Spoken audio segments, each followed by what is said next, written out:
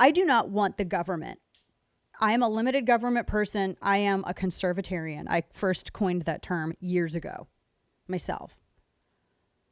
Years ago.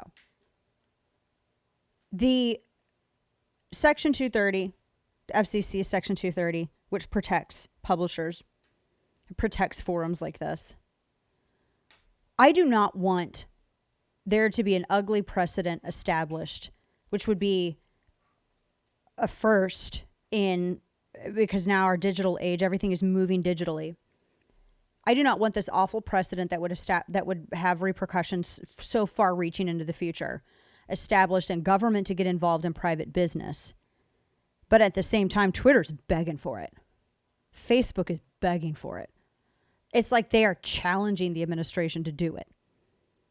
And here's the thing. How is Twitter simply a platform and not a publisher if they are now fact-checking tweets? And if the sources that they are using as the basis, as the determination as to whether or not something is true or false are themselves misleading?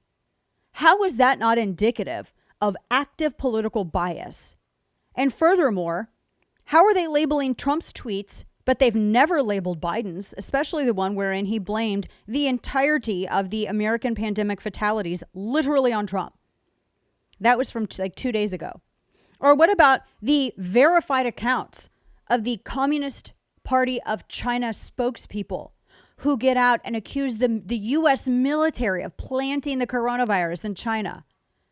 Are those going to receive the same label? Because as of last night, I was checking, none of them have.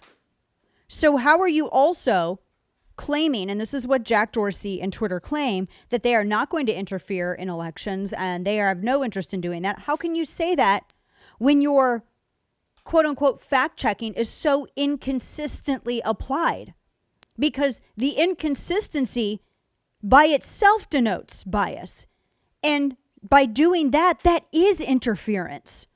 And we already know that they have, because they've admitted it, not just in hearings, so to speak, but on camera with James O'Keefe, that man-written algorithms, it's not just something that manifests out of the ether, that these things come into play to suppress certain ideologies.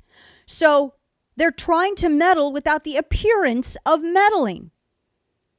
That could affect an election. I do believe that. And if you don't believe that they or anyone else would do this, do you also believe that a party would not weaponize the FBI and DOJ to undermine an election? Because that already happened. What makes you think that they wouldn't use big tech? They've already used the FBI and the DOJ to do this. This is the problem. I'm not going to be blamed for being suspicious of entities that have already shown me what they're willing to do to win. Documented.